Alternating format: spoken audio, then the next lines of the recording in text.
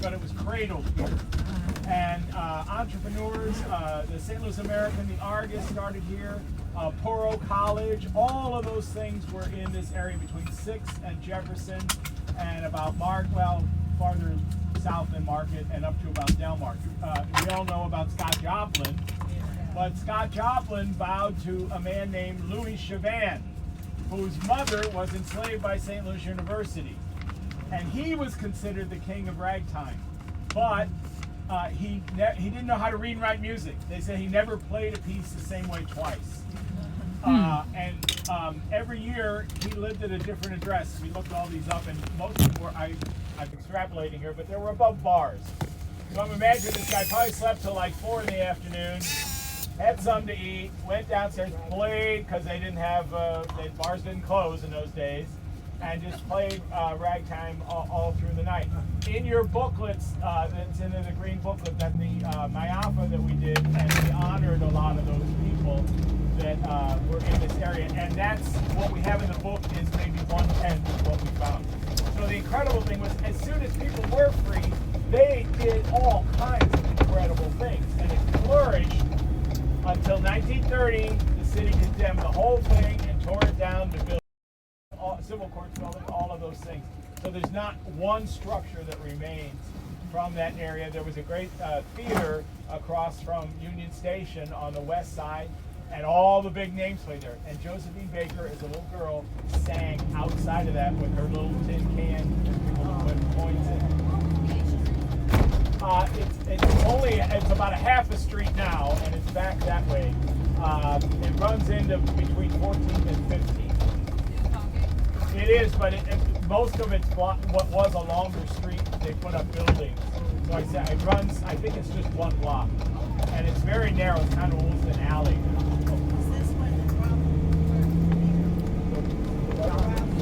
There were brothels, and in those days, the politics and the saloons the joke was, they said if you ran into the Board of Aldermen and yelled your saloon's on fire, the room would empty. Because saloons were the center for the music, for the politics, for the gathering, all those kind of things.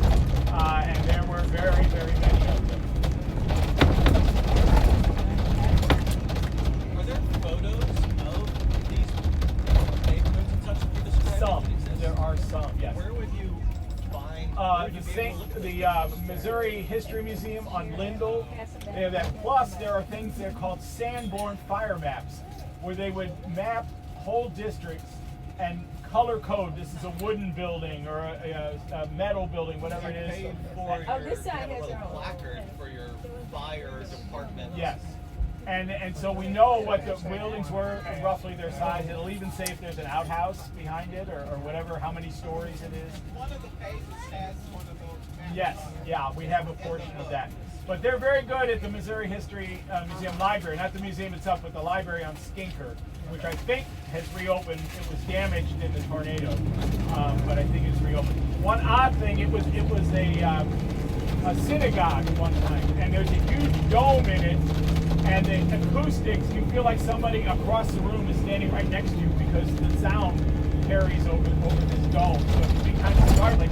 It is a library, so it's very quiet, but when somebody whispers on the other side, I'm gonna come back on the opposite side. Okay. And do you know anything about the wash houses in St. Louis? There was a total of the bathhouses, yeah. Oh yeah, there's still one up by Crown Candy. Yep, number 1. The bathhouses? Is that now, or are we going to be somewhere closer to it? No, we're not going to be close to that one. Yeah, people didn't have running water, and so the city established bathhouses all around. There's still one existing, if you know where Crown Candy is. It's east of that on St. Louis Avenue, still there.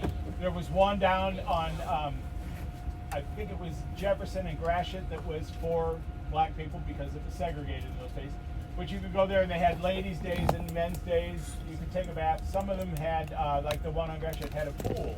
And kids learned to swim, which was kind of unusual since most pools were segregated.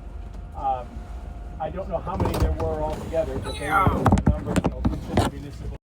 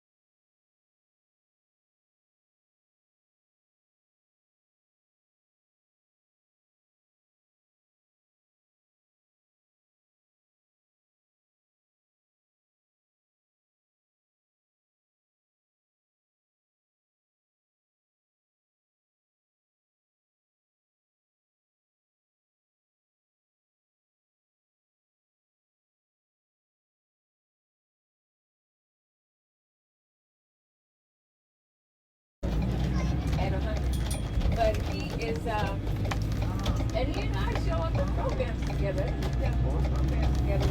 This time to draw, people will say, well, can you do it, and then we end up together. But, so that mine was there. I was terrible. I'll try to show the first. Any questions about Dred Scott? We got a couple of minutes before we pull over and then we'll change.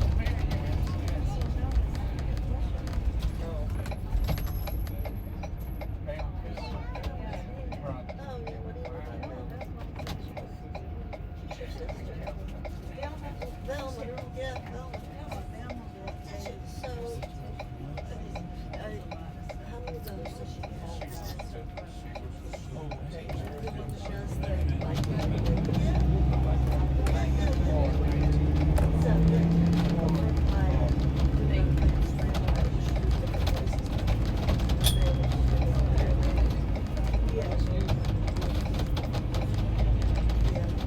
Okay, for those of you who didn't catch it, sometimes this is like a treasure hunt, and most of the time people don't know where they're going. So, I guess it's just after the tour. And,